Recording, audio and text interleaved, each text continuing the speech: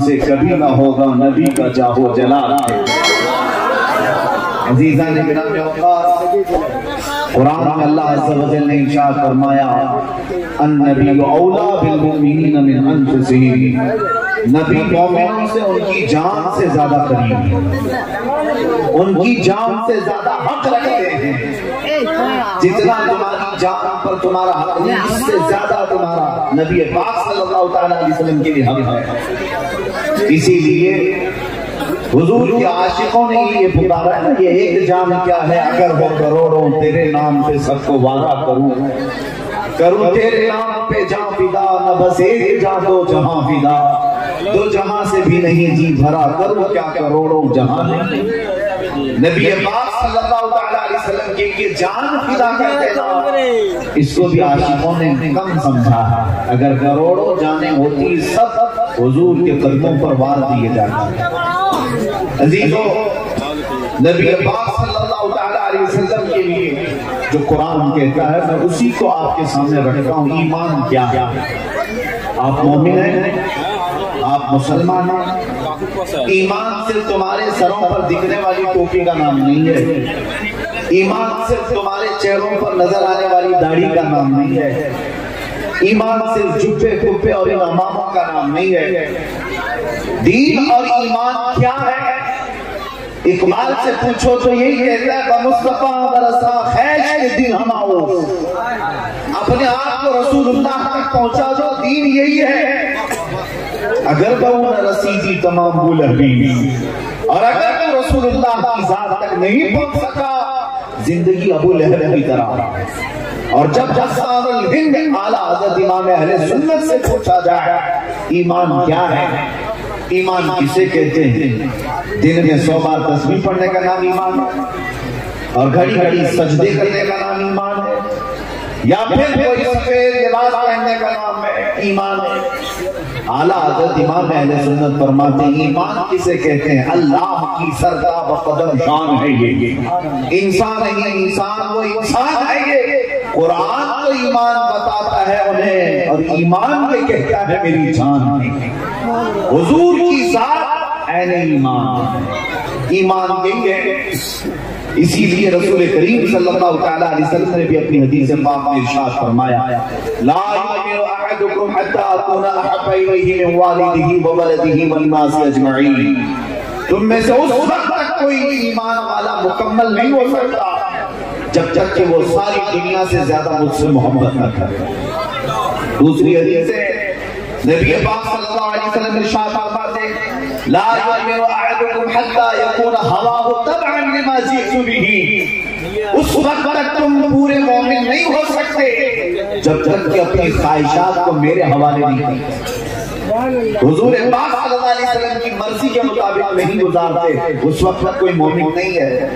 इसीलिए हमारी जिंदगी में सबसे अहम बात, हमारी जिंदगी का सबसे अहम टॉपिक, हमारी जिंदगी का सबसे अहम उन्वान ज़ात मुस्तफा नबी पाक सल्लल्लाहु अलैहि वसल्लम की जिंदगी। आज जैसे कि आपको ऐलानन भी बताया गया यौम सिद्दीक़ अकबर है। ईमान अगर कहीं से लेना हो तो सिद्दीक़ के कदमों से हासिल। हज़रत सैयदना अबू बकर सिद्दीक़ रज़ी अल्लाह तआला अन्हु ने पूरी उम्मत को समझाया ईमान का असल दर्जा क्या है। ईमान का दर्जा आज से पूछा गया जिंदगी में सबसे ज्यादा अजीज चीज क्या है? दुनियावी चीजों को फरमाते हैं नज़रतु इला वजहि रसूलिल्लाह, कहते हैं सिर्फ रसूलुल्लाह के चेहरे की तरफ देखना मेरी जिंदगी का सबसे पसंदीदा काम, सबसे पसंदीदा काम। और हज़रत अबू बकर सिद्दीक़ रज़ियल्लाहु तआला अन्हु से ही ईमान सीखे। या अगर मगर की जो बातें आज आई हैं ये ईमान को मुतज़लज़ल कर देते हैं, डगमगा देते हैं। आज आप सोच रहे हैं ये हजारों आफतें, हजारों मुसीबतें क्यों आ गई हमारे ऊपर अचानक? हर ऐरा ऐरा हमें आंख दिखाने लग गया, करोड़ों की तादाद होती थी। उसकी एक खास वजह मैं आपको बताऊं, जंगे उहद को याद कर लेते हैं। उहद के मैदान में एक वाक़या पेश आया था। रसूल करीम सल्लल्लाहु अलैहि वसल्लम ने एक छोटी सी पहाड़ी है जिसको जबल रुमात कहते थे, उस पहाड़ी पर नबी पाक सल्लल्लाहु अलैहि वसल्लम ने 50 तीर अंदाज सहाबा को खड़ा किया और इरशाद फरमाया था जब तक मैं ना कहूं नीचे मत उतरना। जुमला याद रखिए, क्या फरमाया हुजूर ने, जब तक मैं ना कहूं नीचे ना आना। जंग चल रही थी, मुसलमान काफिरों पर गालिब आ गए, मुशरिकीन पीठ फेर कर भागने लग गए, माल गनीमत सब मैदान में पड़ा रहा, बिखरा रहा, सब मुशरिकीन भागने लगे। जंग खत्म होने के करीब आई तो जो मैदान में सहाबा थे वो माल जमा कर रहे थे। ऊपर जो टीले पर खड़े सहाबा थे, 50 तीरंदाज सहाबा, उनमें से अक्सर सहाबा ने ये समझा जंग खत्म हो गई, अब हम भी उतरते माल गनीमत जमा करते हैं। चंद सहाबा ने कहा रुको, रसूलुल्लाह ने फरमाया जब तक मैं ना कहूं उतरना नहीं। तो बाकी सहाबा ने इज्तिहाद किया, हम ये नहीं कहते कि उनकी आमदन खता था, इज्तिहाद ने ये कहा कि नहीं, हुजूर के फरमाने का मतलब तो जंग खत्म होने तक का था, जंग तो खत्म हो गई, मुशरिकीन भाग रहे, चलो उतरो। तकरीबन आधे से ज्यादा सहाबा नीचे उतर आए। जो ऊंचे टीले पर जबले रुमान पर खड़े थे, वो लोकेशन ऐसा था, मेरे आका ने ऐसा खड़ा किया था, कोई काफिर सामने नहीं आ सकता था।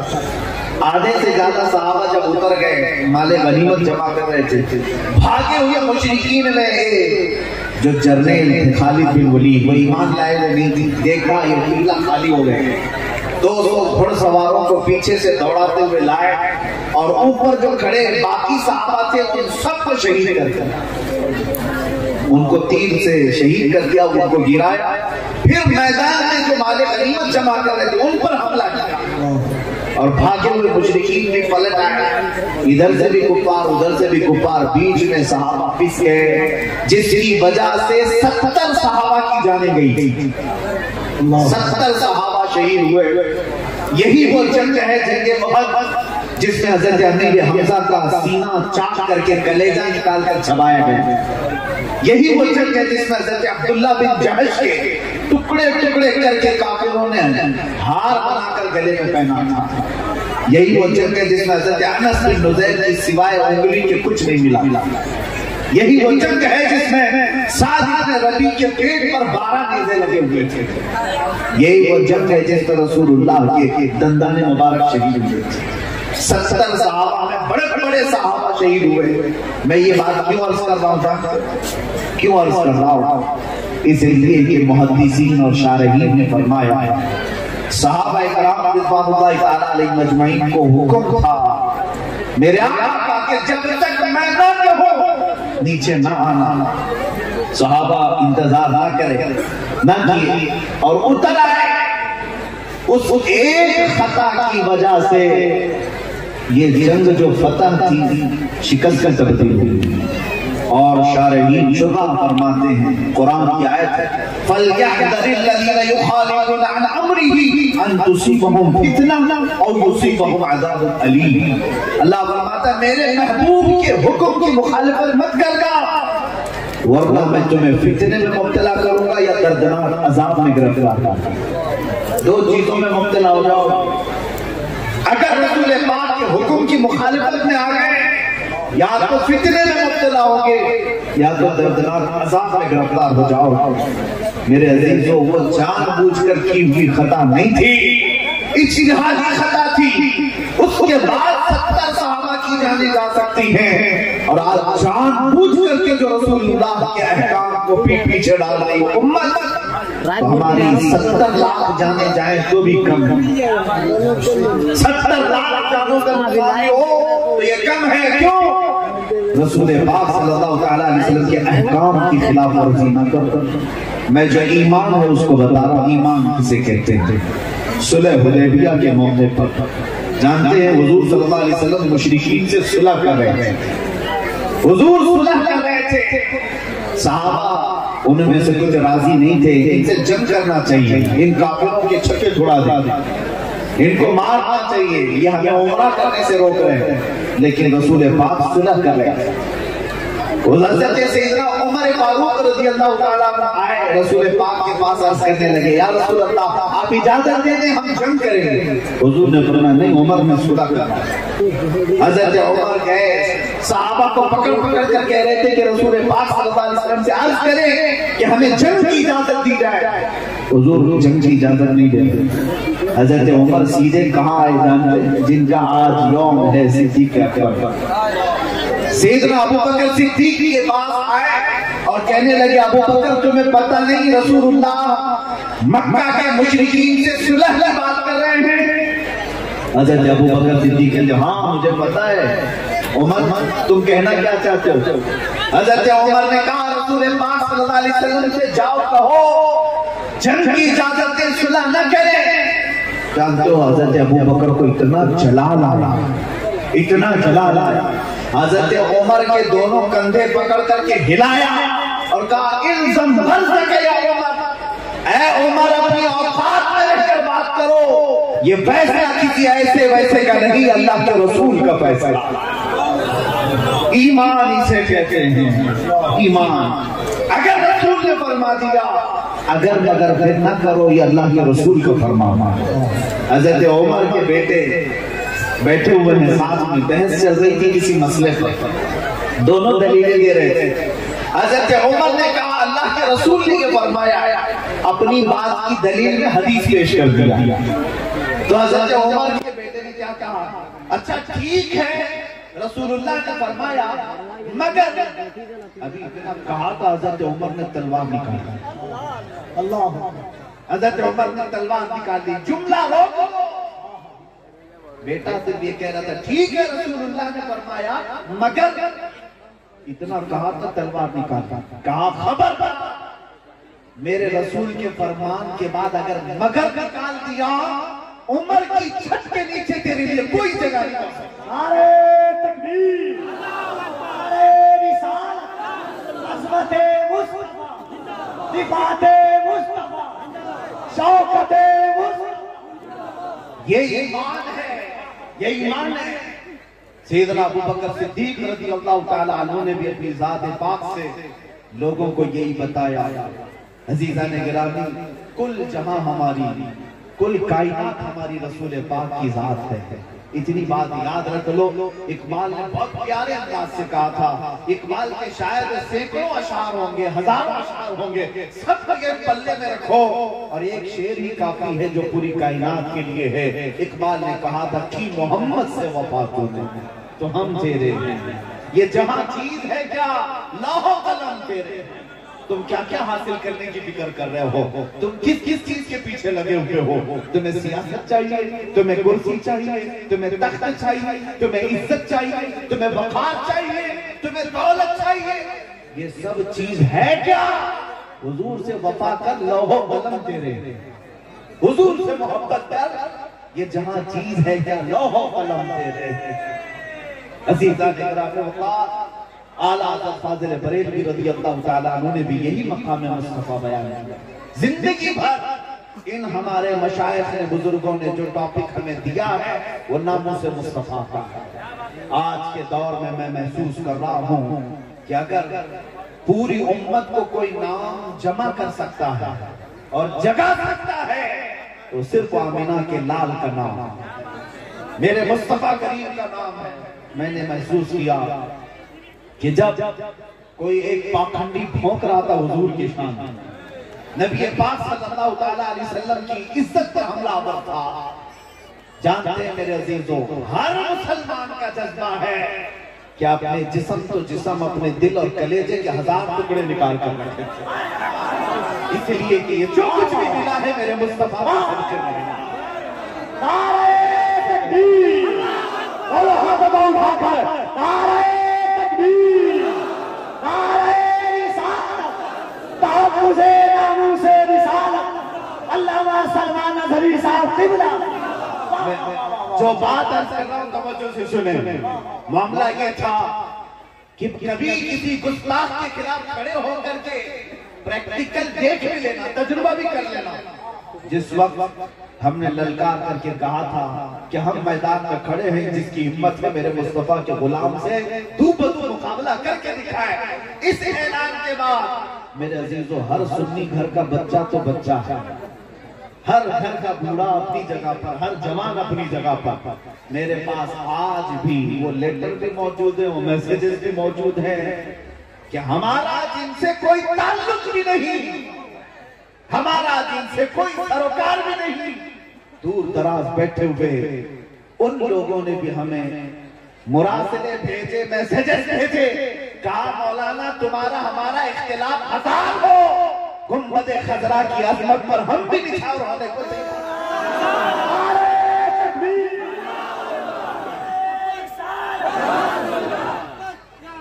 मेरे अजीजों, यही बात मैंने महसूस किया कि इस उम्मत के हजार टुकड़े हो जाए, इस उम्मत को टुकड़ों में बिखेर कर रख दिया जाए। उलमा तवज्जो से सुन लें, इनको जोड़ने के लिए फिर कोई कपड़ा पकड़ाने की जरूरत नहीं है, इनको जोड़ने के लिए रस्सियां बांधने की जरूरत नहीं है। एक बार नाम मुस्तफा का नारा लगाओ, हजार टुकड़े हो, उम्मत एक झंडे के नीचे फिर आ जाए। ये मेरा नहीं है,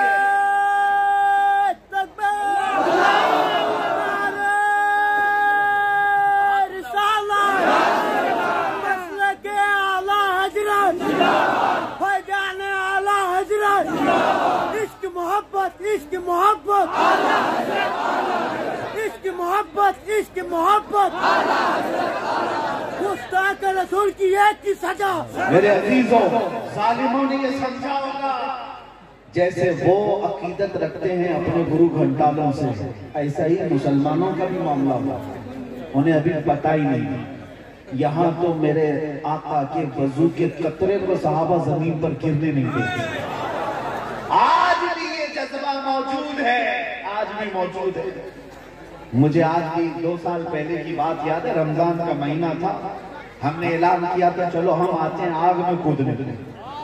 हजारों लाखों नौजवान बच्चे इस बात को जानते होंगे, लेकिन मुझे एक बात याद आती है। बीच रमजान में एक नौजवान आया, हिप्पी कट है, दाढ़ी में भी डिजाइन है, फटे कपड़े हैं, जैसे फैशनेबल लोग घूमते रहते, कान में बाली भी, नशा करने वाले भी होंगे। नौजवान आया और कहा कि मौलाना मैं आपके पास आने से घबराता था, डरता हूं, मेरी दुनिया ही अलग है, लेकिन अभी सुना है कि आप हुजूर पाक सल्लल्लाहु अलैहि वसल्लम के नाम पे आग में कूदने जा रहे हैं। मैंने कहा आपने कहा सुना? कहा मोबाइल में देख रहा था, मुंबई की सरजमीन की बात कर रहा था। मैंने कहा तो क्या हुआ? कहा कि मौलाना मेरे हुलिया को मत देखें, आप ना जाना, पहले मैं कूदने को तैयार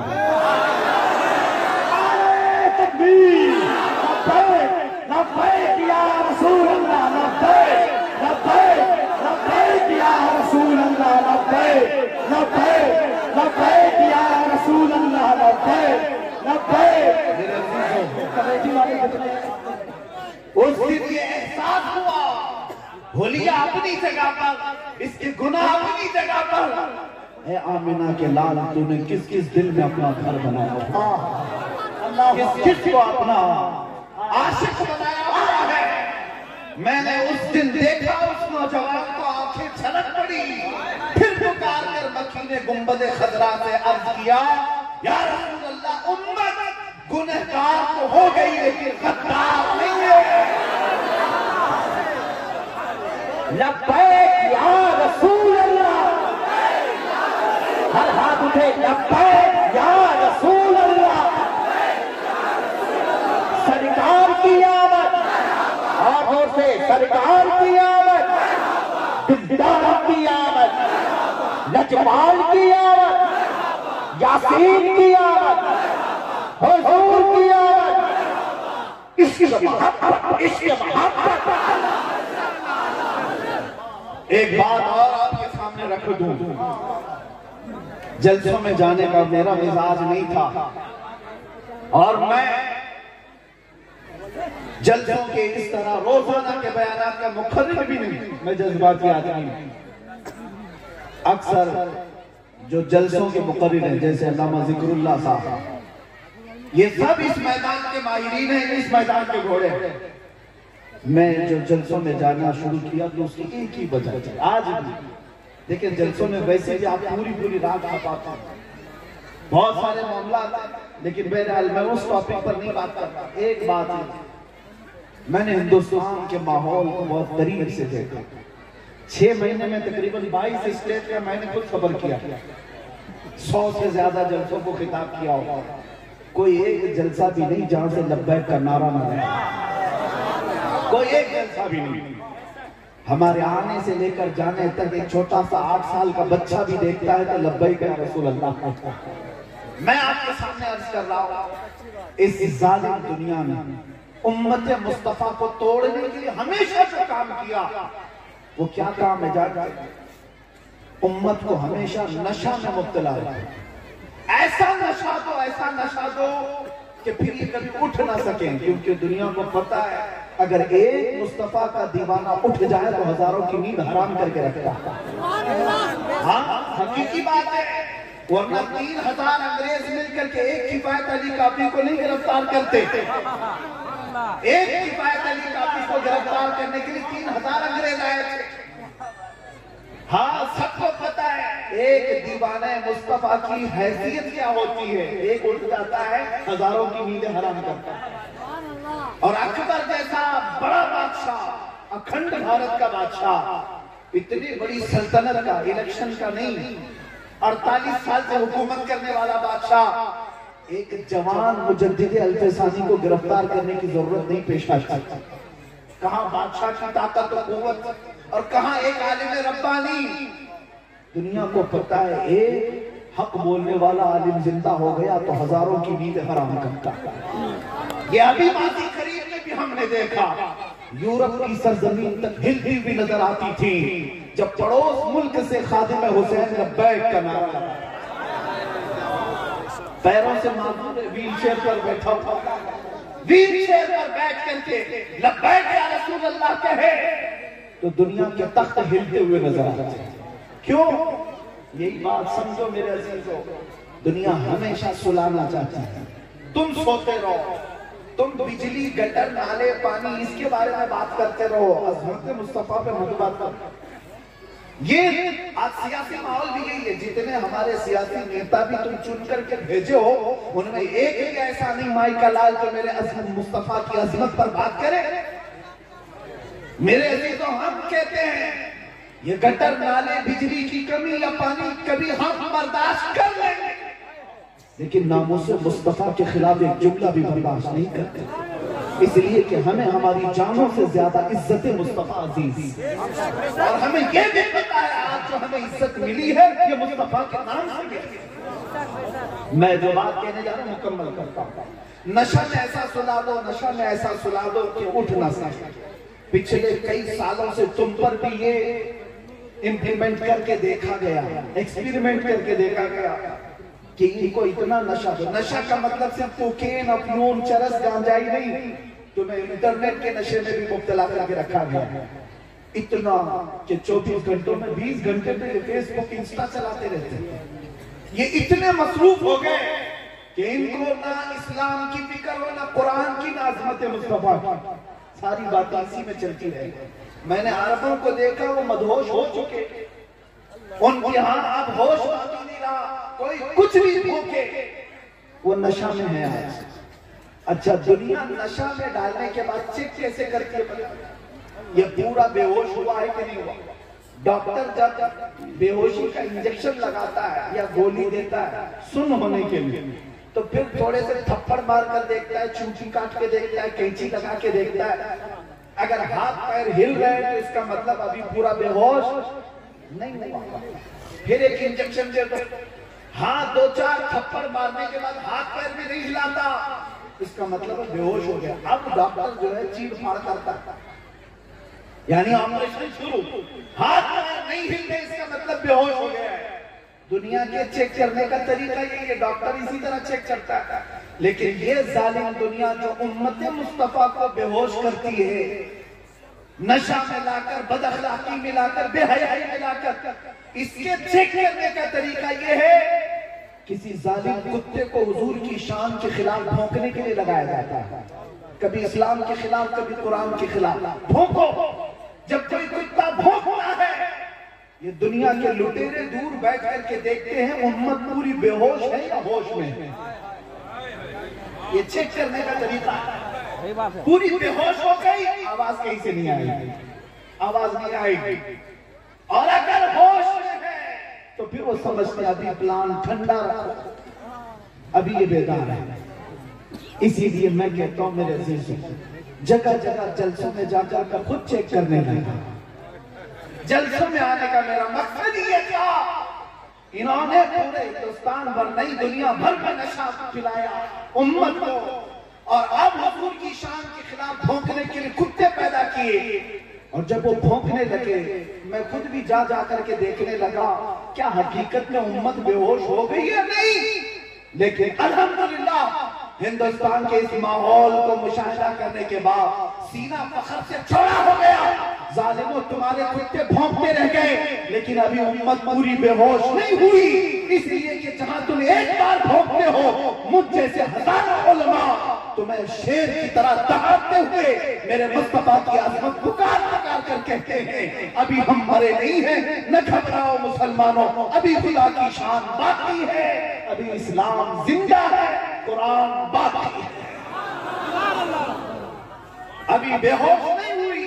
ये तुम्हारे लब्बैक के नारे, ये तुम्हारा मचलना, ये रातों में तुम्हारा जोशो खरोश इस बात की अलामत है कि अभी उम्मत मरी नहीं है, बल्कि अभी मेरे मुस्तफा के नाम पर मरने को तैयार है, अभी मर मिटने को तैयार है। जब तक ये तुम्हारा हौसला बाकी रहेगा, बेफिक्र रहो, बेफिक्र रहो, कुछ बाल बेका नहीं होगा। इधर उधर मौसम के कीड़े आते रहेंगे, मौसम जाते ही चले जाएंगे, कुछ नहीं होगा। कुछ बहुत फिक्र करते, बहुत फिक्र में रहते हैं, अब क्या होगा, तब क्या होगा। खौफ ना रखे रजा जरा, तू तो है अब्दे मुस्तफा, खौफ ना रखे रजा जरा, तू तो है अब्दे मुस्तफा, तेरे लिए अमान है, तेरे लिए अमान है। जब तुम्हारे दिलों के अंदर इतना जज्बा भी बाकी है, तुम्हारे बच्चों के अंदर लब्बैक पुकारने का जज्बा भी बाकी है, बेफिक्र रहो, इस्लाम का कुछ नहीं होगा, मेरे मुस्तफा की अजमत का भी कुछ नहीं होगा। जिस दिन तुम मरे रह गए, बेहोश रह गए, अपने मोबाइलों में खेलते रह गए, तो फिर इंतजार करो कि तुम्हारे घरों पर ये चिंगारियां आग बन करके जला देंगे, ये जला देंगे। लेकिन अब तक होश बाकी है। मैं उलमा से भी यही कहता हूं, जहां जाए इस कौम को जगाएं तो सिर्फ मेरे मुस्तफा के नाम पर। अगर इनके सीनों में नाम मुस्तफा पर मचलने का जज्बा है तो समझ लें कि ईमान का चिराग अभी जिंदा, ईमान का चिराग बुझा नहीं है। और जब तक ईमान का चिराग रोशन है, किसी भी जालिम कुत्ते को तुम पर अल्लाह गालिब नहीं होने देगा, गालिब नहीं होने देगा। कुरान कहता है अगर अल्लाह तुम्हारी मदद पे आए, कोई गालिब नहीं आ सकता, कोई गालिब नहीं आ सकता। अल्हम्दुलिल्लाह हमने अपनी मुख्तसर सी जिंदगी, मेरी छोटी सी जिंदगी मैंने देखा है, ये जो अजमत, ये जो इज्जत मिली है, सिर्फ मेरे मुस्तफा के नाम पर मिली है। ये नाज, ये अंदाज हमारे नहीं होते, झोली में अगर टुकड़े तुम्हारे नहीं होते, जब तक के मदीने से इशारे नहीं होते, रोशन मेरी किस्मत के सितारे नहीं होते। ऐ लोगों, आपके लिए एक मैसेज है मेरा, बेदाम ही बिक जाइए बाजार नबी, बेदाम ही बिक जाइए बाजार नबी में। इस शान के सौदे में खसारे नहीं होते, इस शान के सौदे में कभी खसारे नहीं होते। इसीलिए आज हर माँ अपने बच्चे को दूध पिलाए तो मेरे मुस्तफा के नाम पर पिलाए, हर माँ अपने बच्चे की परवरिश करे तो अज़मत मुस्तफा सिखा करके परवरिश करे। मदीने की उस माँ पर मुझे कुर्बान होना चाहिए, हर मोमिन को कुर्बान होना चाहिए। जंगे उहद में एक औरत दौड़ती हुई आई, उसका जवान बेटा शहीद हो गया। आई तो क्या कहती है, सबसे पहले हुजूर की बात आई, अर्ज करती या रसूल अल्लाह, मेरा अकलौता बेटा था, शहीद हो गया, अगर आप इजाजत दे दे तो मैं अपने बेटे को दे दूं, अगर आप इजाजत दें। कौन माँ ऐसी है जिसके लाल की मौत हो गई हो और वो किसी से इजाजत लेने जाए? यहाँ तो मातम उठ जाता है, रोना पीटना शुरू होता है, लेकिन वो मदीने की खातून मेरे आका की सहाबिया थी। हुजूर ने इरशाद फरमाया, जा तेरे जवान की लाश को देख रही।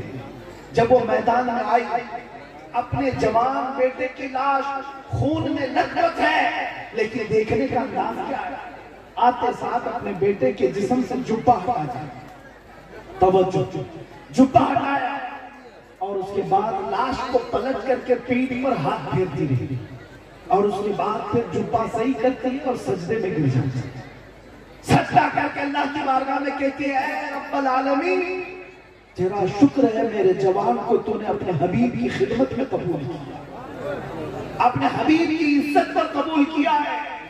अब सुनो, जो वहां पर सहाबा थे वो पूछने लगे, ऐ खातून, तेरा बेटा शहीद हुआ है, तू अपने बेटे को यूं पलट पलट कर क्यों देख रही है? क्या कहती है, मेरा एक ही जवान बेटा था, जब ये रुखसत हो रहा था तो मैंने इसको वसीयत की थी।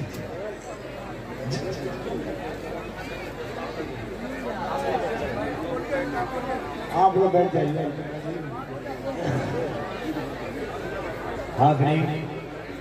यकीनन खलीफा हुजूर काजी शरीअत अल्लामा सलमान अज़हरी की जो गुफ्तगू हो रही है, अगर इसे हम सही से सुन लें, ये गुफ्तगू नहीं दर्द है दिल का, जो आज उम्मत मरहूमा की जरूरत है समझिए। बगौर सुने, जलसे आप बहुत सुनते हैं, अजीम शान गुफ्तगू आप सुन रहे हैं। नारे तकबीर, नारे रिसालत और अबाए अहले सुन्नत। नबी पाक सल्लल्लाहु अलैहि वसल्लम की महफिलों में जितना अदब किया जाए उतना हुजूर का इश्क बढ़ता चला जाता है। महफिलों में अदब मलूज रखी। मैं अर्ज कर रहा था, मदीने की वो खातून अपने जवान बेटे को इस तरह देख रही थी कि सहाबा ने पूछा कि ए माँ, तू क्या देख रही है अपने बेटे के लिए, क्या देख रही है? वो खातून कहती, जब मेरा लाल जा रहा था तो मैंने इसको वसीयत की थी कि मेरे बेटे जा रहा है रसूलुल्लाह की खिदमत में, देखना कभी मैदाने जंग में अगर दुश्मन गालिब आ गए तो पीठ फेर कर भागना मत, हुजूर को छोड़कर जाना मत। ये माँ कह रही है, ये माँ कह रही है, हुजूर को छोड़कर भागना मत, और अगर पीठ फेर कर भागते हुए पीछे से जख्म खा करके मरा तो मैं अपना दूध माफ नहीं करूंगी। तवज्जो, क्या कहती है, अगर भागते हुए मारा गया तो मैं अपना दूध माफ नहीं करूंगी। यह औरत कहती है, मैं जब सुनती हूँ कि उहद की जंग में दुश्मन गालिब आ गए थे, 70 लोगों की जानें चली गई, तो मैं दौड़ती हुई आई, मेरे बेटे की भी शहादत हुई। मुझे फिक्र ये थी, मुझे फिक्र ये थी कि कहीं भागते हुए तो नहीं मारा गया, मुझे डर था। इसीलिए आते साथ मैंने अपने बेटे के जुब्बे को हटाकर पहले पीठ पर हाथ फेर करके देखा कि कहीं पीछे से जख्म खा करके तो नहीं मरा। मैंने पूरा हाथ फेर करके देखा, फिर सजदे में गिर गई, इसलिए कि मेरे इस जवान लाल की पीठ पर एक भी जख्म नहीं, जितने जख्म खाया है सब सीने पर लेकर के गया। माँ इस बात पर फख्र कर रही है, माँ इस बात पर फख्र कर रही है, मेरा बेटा दुनिया से गया है तो सीने पर जख्म खा करके मेरे मुस्तफा की अजमत बुलंद करके गया। कहाँ है वो माए, कहाँ है वो अजमत वाली खवातीन? अजीजा ने गिरामी वक़ार, आप हरगिज़ न घबराएं कि अगर हमारे बच्चे मुस्तफा करीम की इज्जत के लिए खड़े होते हैं और तो में से कोई उसे ये ना कहे हालात खराब है घर में बैठ जा। अगर कोई औरत कहती है तो कल को इतने हालात खराब होंगे कि तुम्हारी इज्जत नोचने वाले कुत्ते भी आ जाएं, ये जवान तुम्हारी इज्जत नहीं बचा सकेंगे।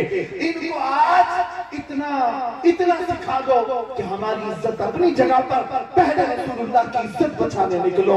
जब जवान मुस्तफा की इज्जत के लिए निकलेगा, अल्लाह करीम उसके घर की इज्जत खुद महफूज फरमाएगा, उसके घर की इज्जत अल्लाह महफूज फरमाएगा। क्या मदीने में औरतों और बच्चों को छोड़कर सहाबा नहीं जाते थे? क्या नहीं जाते थे? अगर वो सहाबा चले जाते तो उनके घरों की देखभाल कौन करता था? वो खल्लाक़ कायनात फरमाया करता।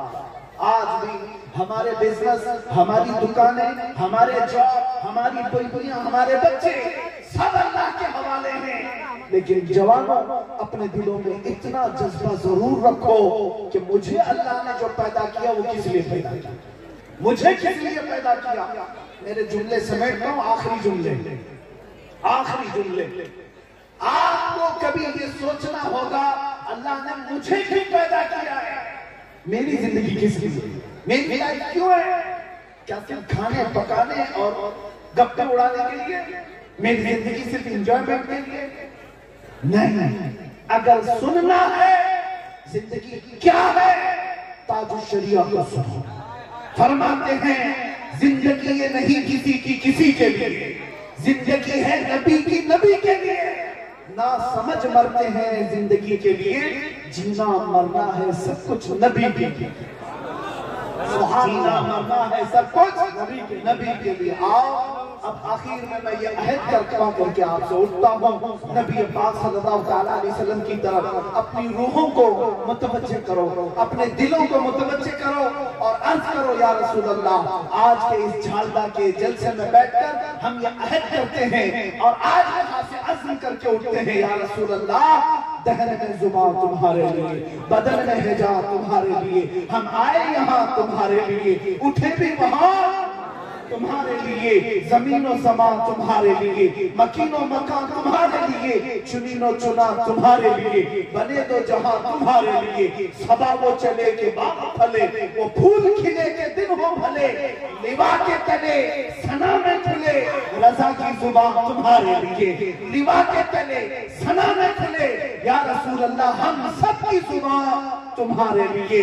उठो कुव्वते इश्क से हर पस्त को बाला कर दो, दहर में नामे मोहम्मद से उजाला कर दो। आखिर दावाना अल्हम्दुलिल्लाह रब्बिल आलमीन।